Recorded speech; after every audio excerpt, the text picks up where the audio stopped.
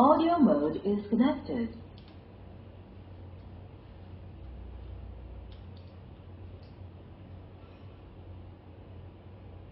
찬송 하시겠습니다. 찬송 542장입니다. 542장입니다.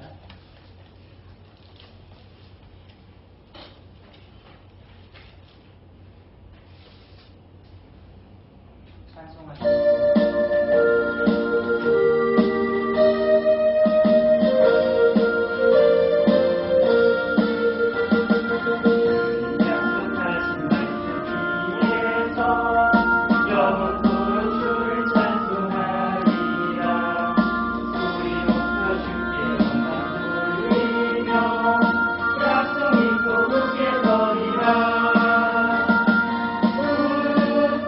주께서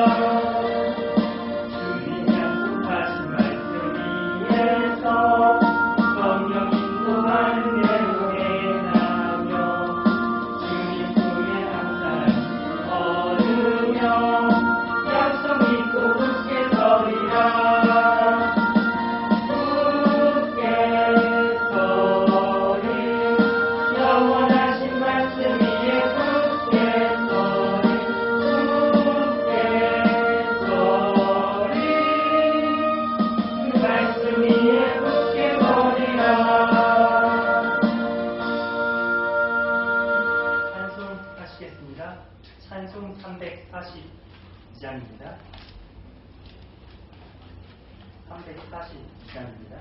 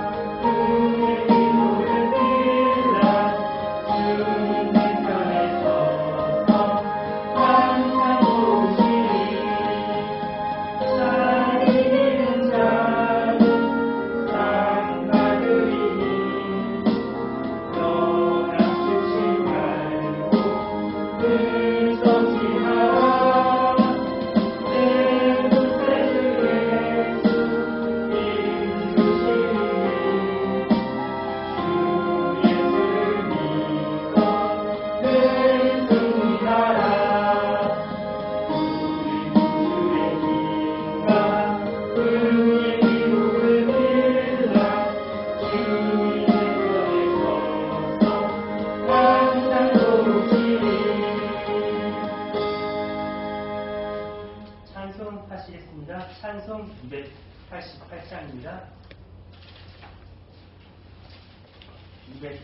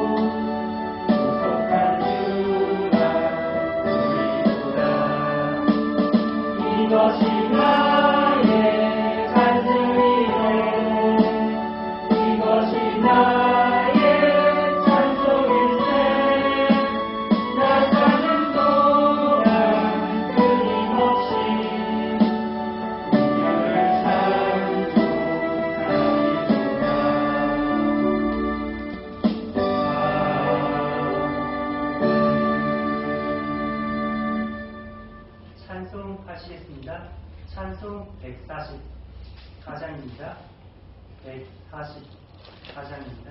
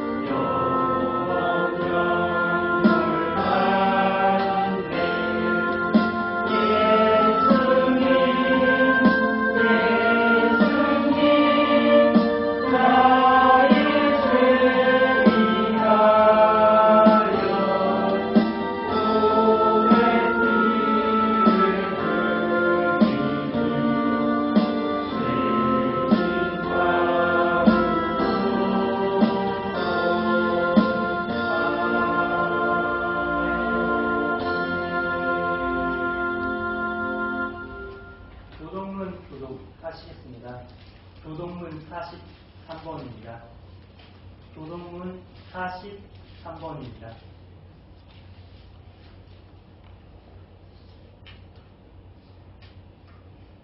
다 찾으신 줄 알고 먼저 교독하겠습니다. 여호와께서 다스리시니 만민이 떨 것이요 여호와께서 구름 사이에 저장하시니 땅이 흔들릴 것이로다. 시온에 계시는 여호와는 위대하시고 모든 민족보다 높으시도다. 주의 크고 두려운 이름을 찬송하시니 그는 거룩하시리로다. 능력 있는 왕은 정의를 사랑하느니라. 주께서 공의를 경과 위에 세우시고 주께서 야곱에게 정의와 공의를 행하시나이다. 너희는 여호와 우리 하나님을 높여 그의 발등상 앞에서 경배할지어다. 그는 거룩하시도다. 그의 제사장들 중에는 모세와 아론이 있고 그의 이름을 부르는 자들 중에는 사무엘이 있도다.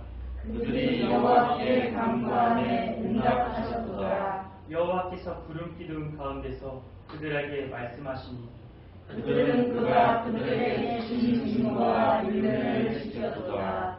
여호와 우리 하나님이여 주께서는 그들에게 응답하셨고 그들의 행한 대로 갚기는 하셨으나 그들을 용서하신 하나님이시니라. 너희는 여호와 우리 하나님을 높이고 그 성산에서 예배할지어다.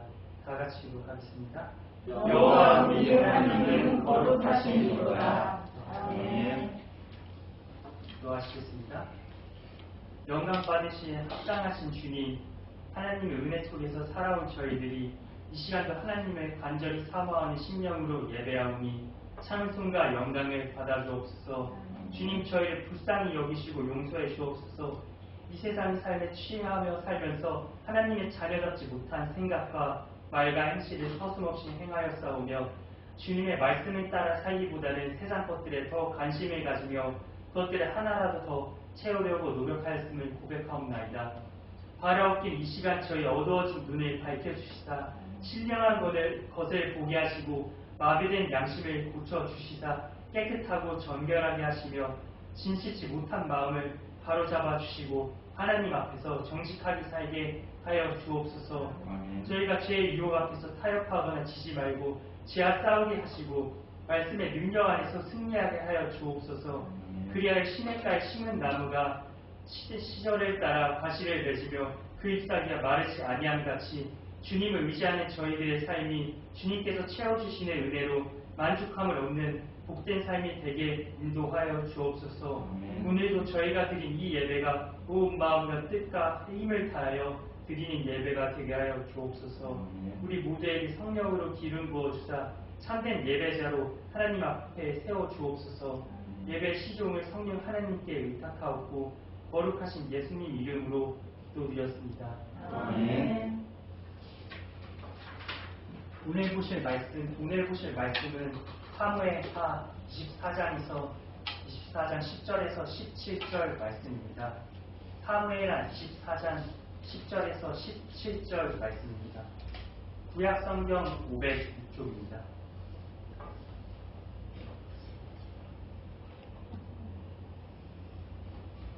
다 찾으신 줄 알고 먼저 읽겠습니다. 다윗이 백성을 조사한 후에 그의 마음을 자책하고 다윗이 여호와께 아뢰되 내가 이 일을 행함으로 큰 죄를 범하였나이다. 여호와여 이제 당부하옵나니 종의 죄를 사하여 주옵소서. 내가 심히 미련하게 행하였나이다 하니라.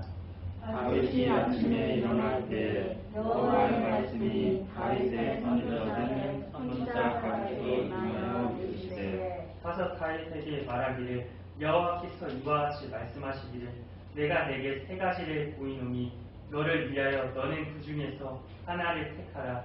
내가 그것을 내게 행하리라 하셨다 하라 하시니 다시 다윗에게 이르하여 이르되 왕의 땅에 7년 기근이 있을 것입니까? 혹은 왕의 원수에게 쫓겨 석 달 동안 그들 앞에서 도망하실 것입니까? 혹은 왕의 땅에 사흘 동안 전염병이 있을 것입니까? 왕은 생각하려고 나를 보내신 이에게 무엇을 대답하며 하소서 하는지라. 다윗이 가드에게 이르되 내가 고통 중에 있도다 청하건대 여호와께서는 긍휼이 크시니 우리가 여호와의 손에 빠지고 내가 사람의 손에 빠지지 아니하기를 원하노라 하는지라. 이에 여호와께서 그 아침부터 정하신 때까지 전염병을 이스라엘에게 내리시니 밤에서부터 내일 새벽까지 백성의 죽은 자가 7만 명이라. 천사가 예루살렘을 향하여 그의 손을 들어 멸하려 하더니 여호와께서 이 재앙 내리심을 뉘우치사 백성을 멸하는 천사에게 이르시되 족하다. 이제는 내 손을 거두라 하시니 여호와의 사자가 여부스 사람 아라우나의 타작마당 곁에 있는지라. 다 같이 읽겠습니다. 다윗이 백성을 치는 천사를 보고 곧 여호와께 말하여 이르되 나는 범죄하였고 악을 행하였거니와 이 양무리는 무엇을 행하였나이까? 청하건대 주의 손으로 나와 내 아버지의 집을 지키소서 하니라. 아멘. 무엇을 의지하십니까? 라는 주제를 가지고 말씀을 전하려고 합니다. 성도 여러분, 지금까지 살아오면서 기쁘고 즐거운 날들도 있었겠지만 슬프고 고통스러운 날들도 있었을 것입니다. 심지어 우리 가운데는 사랑하는 사람과 사별하신 분도 있을 것입니다. 마치 사망의 음침한 골짜기를 걷는 것처럼 두렵고 낙심되는 시간을 보내신 분도 있을 것입니다. 우리 믿는 이에게도 이처럼 현실은 답답하고 절망적으로 보일 수 있습니다. 아니 실제로 하나님께서 사랑하는 자녀들을 폭풍 한가운데로 몰아가시기도 합니다.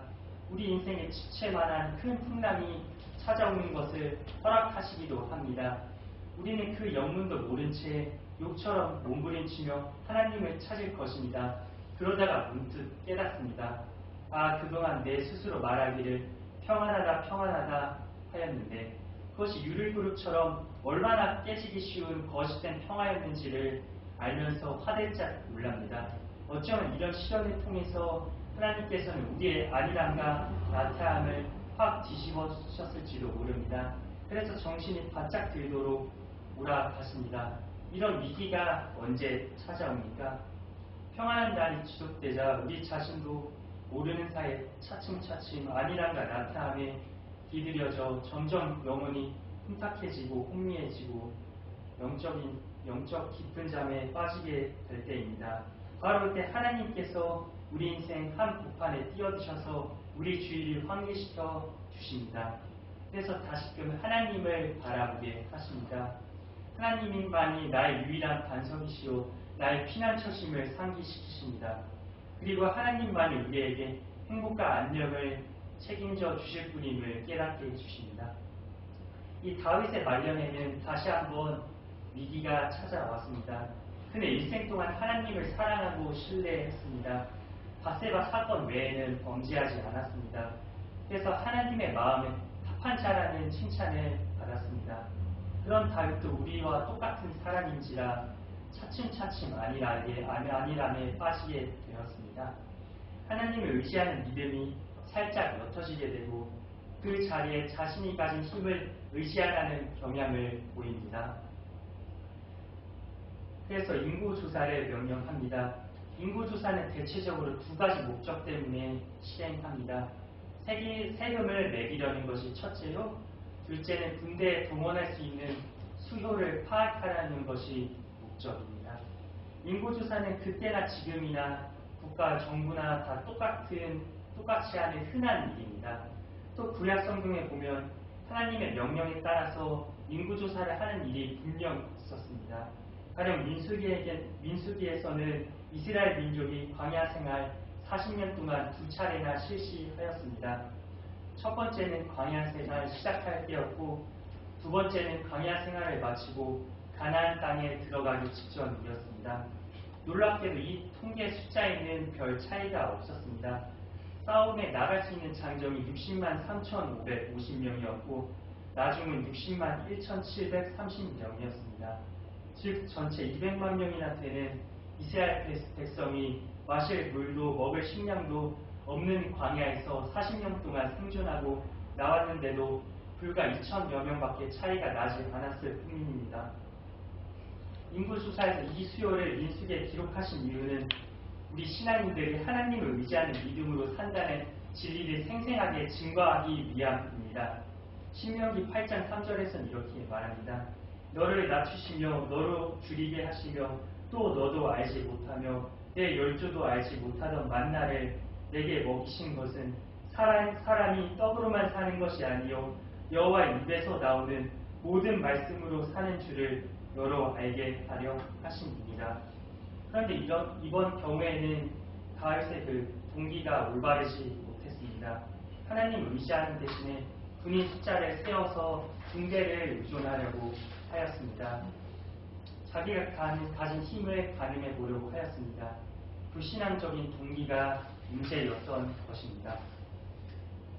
이 시기에 하나님께서는 모세를 통해서 신명기에서 이렇게 말씀하셨습니다. 17장 16절에서 이렇게 말합니다. 왕된 자는 말을 많이 두지 말 것이요 말을 많이 얻으려고 그 백성을 애굽으로 돌아가게 말 것이니 이는 여호와께서 너희에게 이르시기를 너희가 이후에는 그 길로 다시 돌아가지 말 것이라 하셨으며 아내를 많이 두어서 그 마음에 미혹되게 말 것이며 은금을 자기를 위하여 많이 쌓지 말 것이니라. 이스라엘의 왕은 주변의 열방 왕들과는 달라야 했습니다. 어떤 점에서 달라야 했을까요? 이스라엘의 힘의 원천은 여호와 하나님이십니다. 반면에 열방의 왕들은 자신이 가진 힘을 의지합니다. 마병의 힘, 재물의 힘, 권력의 힘으로 왕국과 자기 존재를 지탱합니다. 그럴 수밖에 없습니다. 그들 안에는 하나님이 없기 때문입니다. 그런데 이스라엘은 하나님이 함께 하시면 범사에 형통합니다. 전쟁에서도 승리합니다. 그러므로 하나님을 의지하여 잘 믿으면 됩니다. 그런데 유혹이 있습니다. 주위 열방의 왕들처럼 나도 마병을 건드리고 군사를 많이 두어서 자랑하고 뽐내고 싶습니다. 다른 왕들처럼 나도 여자들을 많이 거느려서 왕의 권세와 영화로움을 뽐내고 싶습니다. 은금을 많이 쌓아두고 하고 싶은 일들을 마음대로 할 수 있는 능력을 갖추고 싶습니다. 이스라엘 힘의 근원이 어디에 있는지를 잊어버렸을 때 이런 유혹에 빠지고 맙니다. 기도원의 전쟁 이야기를 다들 아실 것입니다. 이 전쟁에서는 아주 특이한 점들이 많습니다. 먼저 기드온 용사 300용사가 미디안 대군 20만 명을 싸워 이겼다는 이야기가 들었습니다. 그런데 더 놀라운 것은 기드온 군대가 사용한 무기입니다. 그들이 들고 나간 무기는 빈 항아리와 횃불과 나팔이었습니다. 더구나 미디안 사람들은 오랫동안 전쟁으로 단련한 사람들이었고 이스라엘 사람들은 오랫동안 압제당하던 사람들이었습니다. 전쟁에 대한 훈련도 하나도 되지 않았습니다. 수적으로나 질적으로나 도무지 상대가 되지 않았습니다. 그래서 답답하고 두렵고 그지없었던 기드온에게 하나님이 하신 말씀은 더욱 충격적이었습니다. 내가 거느린 군대 수가 너무 많다. 이대로는 내가 미디안 사람들을 내가 거느린 군대의 손에 넘겨주지 않겠다. 이스라엘 백성이 나를 제쳐놓고서 자기 힘이 세어서 이긴 줄로 착각하겠다 말씀하십니다. 지금 싸우러 나온 이스라엘 군대의 수는 32,000명에 불과합니다. 미디안 군대에 비해 10분의 1밖에 안 되는 인원입니다. 그것도 많다고 말씀하십니다. 그 이유는 이들이 데리고 나가서 싸워서 승리하게 된다면 자신의 힘으로 이겼다고 착각할 것이기 때문입니다. 처음에는 우리가 완전 열세였지만 우리가 두려워하지 않고 정었던 힘까지 싸웠더니 승리하였다고 할 것입니다. 이렇게 말할 것입니다. 그래서 아예 그런 착각을 하지 못하도록 파격적으로 300명으로 줄이신 것입니다. 하나님께서 이렇게 기드온의 믿음을 시험하셨을 때 기드온이 이제 오로지 하나님을 의지할 수밖에 없었습니다. 그리고 전쟁에서 큰 승리를 거두었을 때 그들은 이 승리가 전적으로 하나님으로 인하여 승리하였다고 고백할 수 있었습니다. 만약 기드온이 자기 자신이나 병사들의 능력에 의존했다면 그들은 확실히 패배했을 것입니다. 그래서 하나님께서는 기드온의 군사들의 수를 확 줄이도록 명령하신 것입니다. 물론 싸움터에 나갈 때 기드온은 온통 어떻게 하면 군사의 수를 더 모집할 수 있을까 계속 운영 중에 생각했을 것입니다. 하나님 군사를 더 보내주십시오. 이것 가지고는 도저히 안 됩니다. 그런데 하나님께서는 정반대의 답변을 주십니다. 군사의 수를 늘리는 것이 아니라 줄이는 것에 해답이 있다는 것입니다. 우리도 기드온과 조금도 다를 바가 없습니다.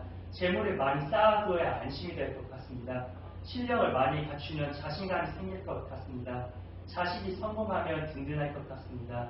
건강하면 문제가 없을 것 같습니다. 그런데 하나님은 자꾸 반대로 말씀하십니다. 그것에 소망을 두지 말라고 하십니다. 그것에 의지하지 말라고 하십니다. 왜냐하면 전쟁은 군대 크기, 사기와 무기에 달린 것이 아니라 하나님께 속한 것이라는 것이기 때문입니다. 세상 사람들은 이 말씀을 믿지 않겠지만 우리 그리스도인들은 다릅니다. 이것이 승리의 비결입니다. 우리의 안녕과 행복의 근원입니다. 그런데 우리는 자꾸 이것을 잊어버리고 그래서 자기 힘을 과시하려 하고 자기가 가진 능력을 의지하려고 합니다. 그것들 자체가 무슨 문제가 있다는 것은 아닙니다. 열심히 사는 것이 잘못되었다는 것이 아닙니다. 그것을 의지하려는 것이 문제입니다. 믿음이 좋은 다윗도 이러한 함정에 빠졌습니다. 그래서 요압 장군이 만류합니다. 요압이 왕께 구하되 이 백성은 얼마든지 왕의 하나님 여호와께서 100배나 더하게 하사 내 주 왕의 눈으로 보게 하시기를 원하나이다. 그런데 내 주 왕은 어찌하여 이런 일을 기뻐하시나이까 하되. 왕이시여 망령이 드셨습니까? 생각해 보세요. 하나님이 함께 하시면 100명이 10,000명이 되어 적을 무찌를 수 있습니다. 그래서 가는 곳마다 승리하게 된 것 아닙니까? 승리는 군대 숫자 있는 것이 아니라 하나님께 달려 있습니다. 그것은 왕이 누구보다 잘 아시지 않습니까? 정신 차리십시오. 그렇습니다. 다윗이 자신의 인생을 돌이켜보면 절대로 부인할 수 없는 사실입니다. 우리 모두도 결코 부인할 수 없습니다. 그리스도인의 힘은 여호와 하나님께 달려있다는 것입니다. 내가 가진 건강 미모를 자랑하십니까? 이것들이 얼마나 오래갈 것 같습니까? 재물을 쌓아놓고 안심하십니까? 글쎄요. 그 재물이 과연 행복을 가져다 주시는 의문입니다. 자식을 믿습니까? 성경에는 힘없는 인생을 의지하지 말라고 말씀해 주시지 않습니까? 그런데 망하기로 작정하였는지 다윗은 그대로 밀어붙입니다. 사람이 망하려고 하면 주위 사람의 충고가 들어오지 않습니다. 교만해져서 남의 말을 들으려고 하지 않습니다. 다윗이 그렇습니다. 요압 장군의 충정 어린 충고에도 그 말을 듣지 않았습니다. 그래서 불같이 왕의 명령대로 요압 장군은 나가서 이스라엘 인구를 조사합니다. 9개월 20일 만에 이 일을 마쳤을 때 다윗이 깨달았습니다. 자기가 행한 일이 얼마나 어리석었는지요. 그것은 하나님을 불신앙하는 심히 망령된 일이었다는 사실을 고백합니다. 그래서 스스로 자책합니다. 사무엘하 24장 10절에서는 이렇게 말합니다. 다윗이 인구수를 조사한 후에 그 마음을 자책하고 여호와께 아뢰되 내가 이 일을 행함으로 큰 죄를 범하였나이다. 여호와여 이제 간구하옵나니 종의 죄를 사하여 주옵소서. 내가 심히 미련하게 행하였나이다 하니라. 그러나 물은 이미 엎질러지고 말았습니다. 다윗에게 형벌을 내리시는데 세 가지 중 하나를 택하라고 하십니다. 첫째, 이스라엘 땅에 7년 동안 가뭄이 드는 것. 둘째, 다윗이 대적 앞에서 3달 동안 도망을 다니는 것. 셋째, 3일 동안 이스라엘에 전염병이 돌아다니는 것. 여러분, 사람이 어리석으면 몸이 고생하게 되어 있습니다. 특히 어리석은 선택에는 그 결과가 따르기 때문에 큰 고통을 당하게 됩니다. 하나님께서는 우리의 죄를 용서하시지만 그 범죄로 말미암은 결과는 우리 자신이 책임지도록 하십니다. 그 결과는 자신만이 아니라 이웃이 다윗의 경우에는 백성들이 함께 고통을 당하였습니다. 그렇다면 여러분 여기에 묻습니다. 죄를 용서할 수 있다고 하셨으면서 왜 형벌을 받으시게 하는 것일까요? 그것은 완전한 용서가 아니지 않습니까? 물론 하나님께서 우리의 죄를 회개하면 용서해 주십니다. 그리고 완전히 용서하십니다. 그런데 범죄의 결과로 인한 쓴 열매를 우리 스스로 걷어가게 하십니다. 여러분, 하나님께서는 그렇게 하시는 이유가 있습니다. 첫째, 하나님을 두려워하며 겸손하라는 것입니다. 둘째, 죄 짓는 것을 쉽게 생각하지 말라는 경고입니다. 셋째, 책임지는 인생을 살라는 것입니다. 넷째, 우리 안에 있는 불순물을 제거하려는 연단의 목적입니다. 그래서 일단 하나님의 징계가 실행될 때는 아주 엄중하게 진행됩니다. 아무도 가로막을 수 없습니다. 피할 수 없습니다. 이제 다윗은 자신의 어리석은 선택으로 인하여 큰 곤란에 빠졌습니다. 세 가지 중 어느 것도 쉬워 보이지 않습니다. 어떤 형벌을 택하였을까요? 다윗은 비록 일순간 교만하여 어리석음에 빠졌지만 그의 영성이 아주 잠들어 있지는 않았습니다. 자신의 잘못에 대한 하나님의 징계에 대해서 매우 곤혹스러워하면서도 그 자리를 회피하지 않았습니다. 그리고 그의 선택을 보면 그가 다시금 하나님에 대한 신뢰를 회복하였다는 것을 보여줍니다. 오늘 본문 14절에서 나옵니다. 다윗이 가세게 이르되 내가 공경에 있도다. 여호와께서는 긍휼이 크시니 우리가 여호와의 손에 빠지고 내가 사람의 손에 빠지지 않기를 원하노라. 다윗은 형벌로서 세 번째를 택하였습니다.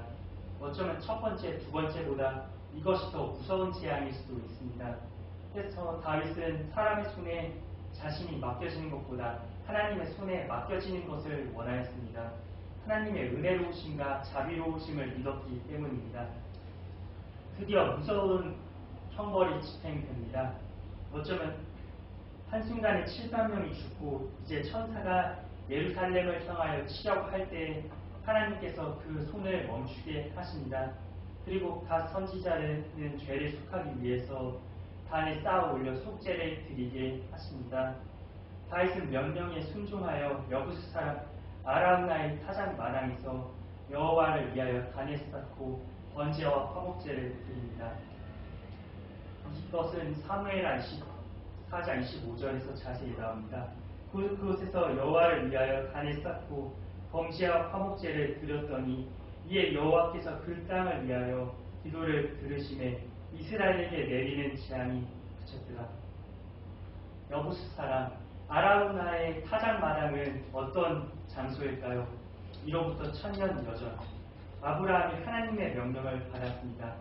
독자 이삭을 제물로 바치라는 것입니다.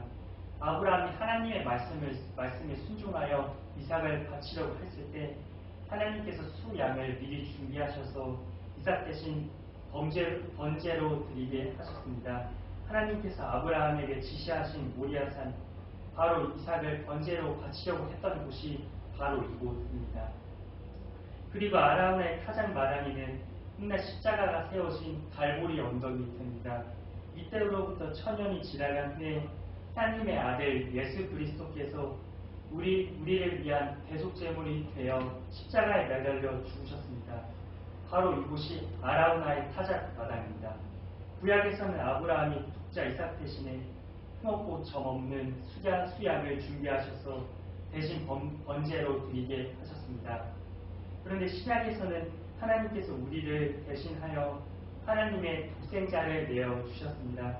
하나님의 어린 양이 우리의 범죄를 인하여 형벌을 대신 받으셨습니다. 생제물이 되어 하나님과 우리 사이를 화목하게 하셨습니다. 말씀을 정리하겠습니다. 여러분, 그동안 믿음의 싸움으로 힘드셨습니까? 내가 원하는 일이 이루어지지 않아서 속상하셨습니까? 내 기도가 응답되지 않아서 답답하셨습니까? 그렇다면 이 시간 이렇게 관점을 다시 바꾸어 보십시오. 하나님께서 내 인생에 개입하셨구나. 그분이 간섭하셔서 내 멋대로 사는 것을 허락하지 않으셨구나. 비록 내 원대로는 되지 않았지만 하나님의 뜻에 한 걸음 더 걸어갔구나. 그렇다면 이로 인해서 내가 낙심할 것이 아니라 오히려 감사해야겠구나. 그런데 이렇게 기도했는데도 여전히 응답이 없는데도, 그런데도 일이 풀리지 않았는데도 여전히 나는 주일 아침에 예배를 드리고 있습니다. 그 이유를 알고 계십니까? 하나님께서 나를 붙들어 주심이 아니라면 무엇으로 이것을 설명하겠습니까? 하나님의 뜻은 분명합니다. 우리를 예수 그리스도의 형상을 닮을 자녀로 만드셨으므로, 확정하였으므로 하나님이 미리 하신 자들로 또한 그 아들의 형상을 본받게 하기 위하여 미리 정하셨으니 이는 그로 많은 형제 중에서 맏아들이 되게 하려 하심입니다. 그리고 이렇게 작정하신 목적대로 우리를 변화시키기 위하셔서 우리를 집요하게 추적하시고 붙드시고 인도하시고 감화시키셔서 우리가 그분의 사랑에 설복이 되어 스스로 손을 들고 나오게 하십니다. 만약 이런 하나님의 개입과 간섭이 없다면, 신학적인 용어로 불가학적인 은혜가 없다면 우리는 망해도 이미 한 번이 아니라 수십 번 망했을 것입니다. 우리는 이런 하나님의 개입과 간섭이 너무나 싫습니다. 도망가서 자유롭게 살고 싶어 합니다. 제발 날 좀 내버려 두세요 하고 할 수도 있겠지만 26절에서는 이렇게 말합니다. 로마서 26절에서 이렇게 말합니다. 하나님께서 저희를 부끄러운 욕심에 내어 버려두셨다고 말씀하십니다. 28절에서도 반복해서 말씀하십니다. 또한 저희가 마음에 하나님 두기를 싫어하며 하나님께서 저희를 그 상실한 마음대로 내어 버려두사 합당치 못한 일을 하게 하셨으니 즉 하나님의 감사 없이 내버려 두는 일은 절망이요 파멸입니다. 더 이상 기대하지 않고 포기한다는 것입니다. 여러분, 이것이 얼마나 무섭습니까? 그런데 감사하게도 하나님께서는 우리를 포기하지 않으셨습니다. 개입하고 간섭하셨습니다. 그래서 우리의 거짓된 희망을 부수고 거짓된 평안을 무너뜨리고 거짓된 행복을 무너뜨리셨습니다. 때로는 이 일이 청천벽력과 같이 전격적으로 이루어지기도 하고 수만 번 들이시기 어려울 정도로 찾아오기도 합니다. 측량할 길이 없는 하나님의 지혜와 사랑 가운데 결단코 포기하지 않겠다는 하나님의 진념과 열심으로 이루어진 것입니다. 이런 간섭과 개입이 참 고맙고 감사한 것이죠. 여러분, 아직도 하나님의 신실하심에 대해서 모르십니까? 어린아이처럼 단순한 믿음으로 하나님을 믿지 못하십니까? 그래서 내 자신의 능력, 재물, 지위를 더욱 의존하고 계십니까? 자신도 모르는 세상적인 것을 더 힘의 근원으로 삼고 계시지 않습니까? 여러분, 다시 한번 우리의 신앙을 점검해 보시길 바랍니다. 믿음을 확증해 보십시오.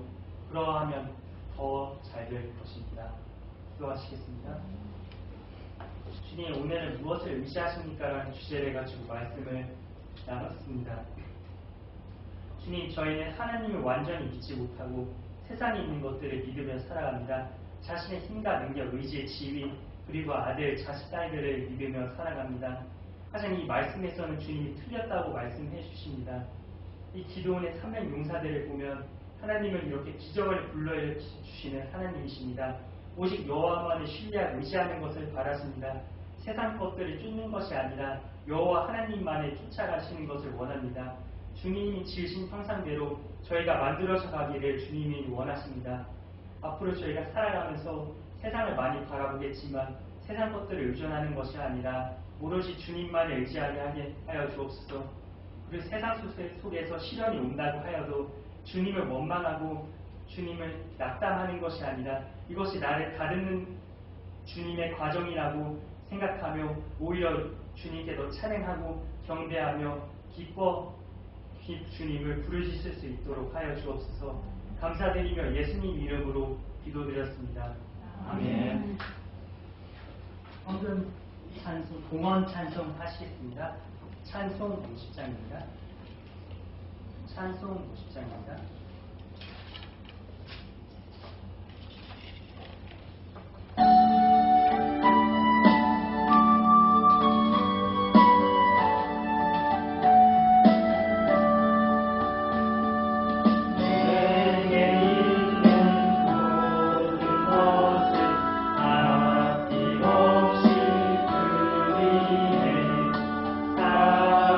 사랑하고 의지하며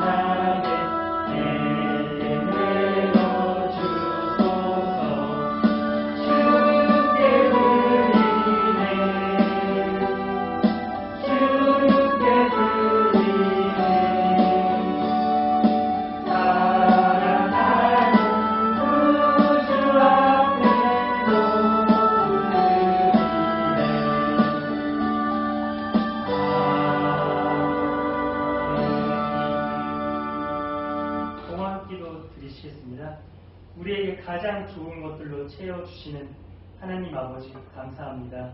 하나님께서 우리가 드리는 그 어떤 제사보다도 마음을 다하고 뜻을 다해 하나님 섬기기를 원하시고 이웃 사랑하기를 내 몸을 사랑하는 것 같이 기뻐 받으시는 분이심을 믿습니다. 하나님의 백성으로 부름받은 우리가 각자가 감당히 할 일이 무엇인지를 묵상과 기도로 늘 확인하는 사람이 되도록 이끌어 주옵소서. 고통을 당하면서도 기뻐하고 그 고통이 인내하는 인내로 인해 희망을 품어 나가게 하여 주옵소서. 이 시간 이후는 우리의 몸과 마음을 정의의 종으로 바쳐 거룩한 사람이 되게 하여 주옵소서. 우리가 드리는 예물 속에 담긴 우리의 정성을 받아 주옵소서. 감사드리며 예수님 이름으로 기도드렸습니다. 아멘. 광고 시간입니다. 오늘 예배에 참석해 주신 모든 분들을 주님의 이름으로 축복하고 환영합니다. 코로나로 인하여 그동안 대면 예배를 드리지 못하였는데 여러분들과 다시 예배를 드리게 해주신 하나님의 은혜에 감사드립니다. 다음 주에도 오늘처럼 건강한 모습으로 찾아뵙겠습니다. 감사합니다.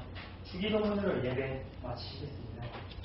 하늘에 계신 우리 아버지, 아버지의 이름을 거룩하게 하시며 아버지의 나라가 오게 하시며 아버지의 뜻이 하늘에서와 같이 땅에서도 이루어지게 하소서. 오늘 우리에게 일용할 양식을 주시고 우리가 우리에게 잘못한 사람을 용서해 준 것 같이 우리 죄를 용서하여 주시고 우리를 시험에 빠지지 않게 하시고 악에서 구하소서.